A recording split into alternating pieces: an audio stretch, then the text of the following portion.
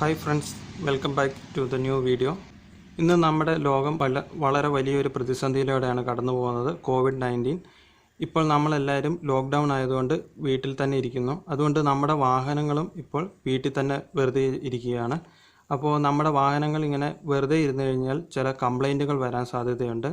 ആ കംപ്ലൈൻറ്റുകളെ പറ്റിയാണ് ഇന്നത്തെ പുതിയ വീഡിയോ. ആദ്യമായിട്ട് തന്നെ നമ്മുടെ വണ്ടി എങ്ങനെ സുരക്ഷിതമായിട്ട് 21 ദിവസത്തേക്ക് വെക്കാം.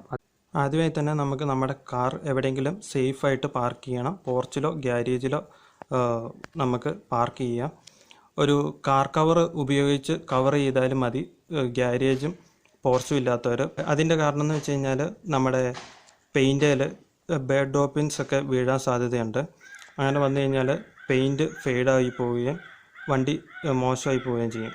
നെക്സ്റ്റ് പോയിൻ്റ് എന്ന് വെച്ച് കഴിഞ്ഞാൽ നമ്മൾ ആദ്യം തന്നെ വണ്ടി നന്നായിട്ട് വാഷ് ചെയ്ത് വെക്കണം. വാഷ് ചെയ്ത് ക്ലീൻ ചെയ്ത് വിൻഷീൽഡും ലൈറ്റുകളുടെ എല്ലാം ഗ്ലാസ് എല്ലാം നല്ല ക്ലീനാക്കി വെക്കുക. അടുത്തതായി നമുക്ക് ശ്രദ്ധിക്കേണ്ടതെന്ന് വെച്ചാൽ ഈ നമ്മുടെ വണ്ടിക്ക് ഉൾവശം നന്ന ക്ലീനായിട്ട് ഉപയോഗിക്കണം.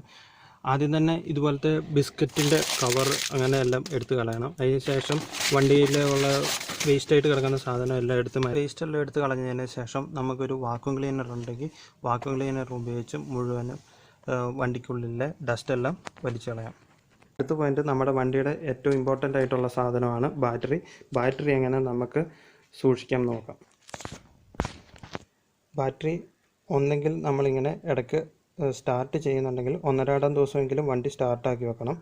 വണ്ടി സ്റ്റാർട്ടാകുന്നില്ലെങ്കിൽ നമുക്ക് ബാറ്ററി ഫുൾ ചാർജ് ചെയ്തതിന് ശേഷം ബാറ്ററിയുടെ നെഗറ്റീവ് ടെർമിനൽ നമുക്ക് ഡിസ്കണക്ട് ചെയ്ത് വെച്ചാൽ മതി. അതാകുമ്പം ബാറ്ററി ഡ്രെയിൻ ചെയ്ത് പോവുകയോ ബാറ്ററിയിൽ നിന്ന് ചാർജ് ഇറങ്ങിപ്പോകാതിരിക്കും. ബാറ്ററി നമുക്ക് കുറേ ദിവസത്തേക്ക് ചാർജിങ്ങും ഡിസ്ചാർജിങ്ങും ഇല്ലാതിരുന്നു കഴിഞ്ഞാൽ ബാറ്ററി ഡെഡായി പോകാൻ സാധ്യതയുണ്ട്. അതുകൊണ്ട് നമുക്ക് അവധി 1.5 ദിവസമെങ്കിലും വണ്ടി സ്റ്റാർട്ടാക്കി അത്യാവശ്യം റേസ് ചെയ്തതിന് ശേഷം ഓഫാക്കി വെക്കുക. പെട്രോൾ വാഹനങ്ങളിൽ മെയിനായിട്ടുള്ള സാധനം സ്പാർക്ക് പ്ലഗ് ആണ്. അത് കംപ്ലൈൻറ്റ് വരാൻ സാധ്യതയുണ്ട് കുറച്ച് ദിവസം അടുപ്പിച്ച് ചെയ്യാതിരുന്നാൽ.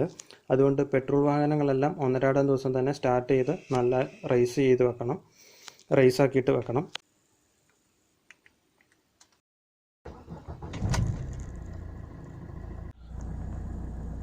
ഒരു 4-5 മിനിറ്റ്സ് ഐഡിൽ സ്റ്റാർട്ട് ചെയ്ത് വെച്ചതിന് ശേഷം ഗ്രാജുവലായിട്ട് ആക്സിലറേറ്റ് ചെയ്യുക.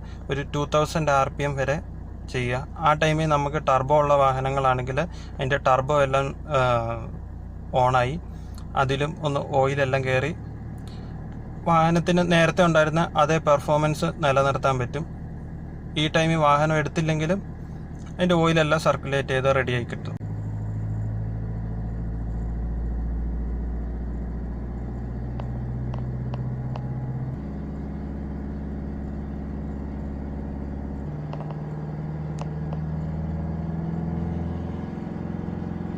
വണ്ടി ഇങ്ങനെ റേസായി നിൽക്കുന്നത് കൊണ്ട് നമ്മുടെ ബാറ്ററിയിലേക്ക് ചാർജ് ഫില്ല് ചെയ്യുകയും ചെയ്യും. നമ്മുടെ ബാറ്ററിയുടെ ലൈഫ് നഷ്ടപ്പെടാതിരിക്കും. അടുത്ത പോയിൻ്റ്, നമുക്ക് വാഹനം ഇതുപോലെ 2-3 തവണ മുന്നോട്ട് പുറകോട്ടും ആക്കി വെക്കാം. അതാകുമ്പം ടയറിനൊരു റൊട്ടേഷൻ വരും. സെയിം പൊസിഷനിൽ തന്നെ ടയർ എപ്പോഴും റെസ്റ്റ് ചെയ്യാതിരിക്കും. ഇങ്ങനെ മുന്നോട്ടും പുറകോട്ടും എടുക്കുന്ന ടൈമിൽ തന്നെ ബ്രേക്ക് ഒന്ന് അപ്ലൈ ചെയ്ത് കൊടുക്കുക. ബ്രേക്ക് സിലിണ്ടറുകളൊക്കെ ഒന്ന് വർക്ക് ചെയ്യാൻ വേണ്ടിയിട്ട്. കുറേ ദിവസം വണ്ടി ഓടാതിരുന്ന് ബ്രേക്ക് ഉപയോഗിക്കാതിരുന്നു കഴിഞ്ഞാൽ ബ്രേക്ക് സിലിണ്ടറുകളെല്ലാം സ്റ്റക്കാകാൻ സാധ്യതയുണ്ട്. നമ്മളിങ്ങനെ ബ്രേക്ക് അപ്ലൈ ചെയ്യുന്ന ടൈമിൽ സിലിണ്ടറുകളും വർക്ക് ചെയ്ത് അതിൻ്റെ പെർഫോമൻസ് നമുക്ക് നിലനിർത്താൻ കഴിയും. അടുത്തതെന്ന് പറഞ്ഞു കഴിഞ്ഞാൽ ടയർ പ്രഷറാണ് നമ്മൾ നോക്കേണ്ടത്.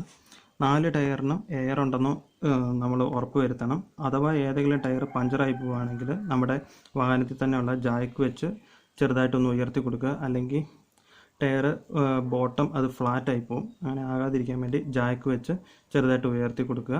ടയറിനകത്ത് പ്രഷർ ഉണ്ടെങ്കിൽ കുഴപ്പമില്ല. അടുത്ത പോയിന്റ് എന്ന് വെച്ച് കഴിഞ്ഞാൽ നമ്മൾ വാഹനം പാർക്ക് ചെയ്യുമ്പോൾ ഈ 21 ദിവസത്തേക്ക് പാർക്ക് ചെയ്യുന്നതുകൊണ്ട് ഹാൻഡ് ബ്രേക്ക് ഉപയോഗിക്കരുത്. അതിന് പകരം നമ്മൾ ആദ്യം തന്നെ വണ്ടി ഫസ്റ്റ് ഗിയറിലിട്ടതിന് ശേഷം വണ്ടിയുടെ ഹാൻഡ് ബ്രേക്ക് റിലീസ് ചെയ്ത് വെക്കുക. റിലീസ് ചെയ്ത് വെക്കുമ്പോൾ കയറ്റത്താണെങ്കിലും ഇറക്കത്തിലാണെങ്കിലും ശ്രദ്ധിക്കേണ്ടതെന്ന് വെച്ചാൽ ടയറിന് കട്ട വെച്ച് കൊടുക്കുക. ഫ്രണ്ടിലും ബാക്കിലും ഓരോ കട്ട വെച്ച് കൊടുത്താൽ മതി. അത് ഞാൻ കാണിച്ചു തരാം എങ്ങനെയാണെന്ന്.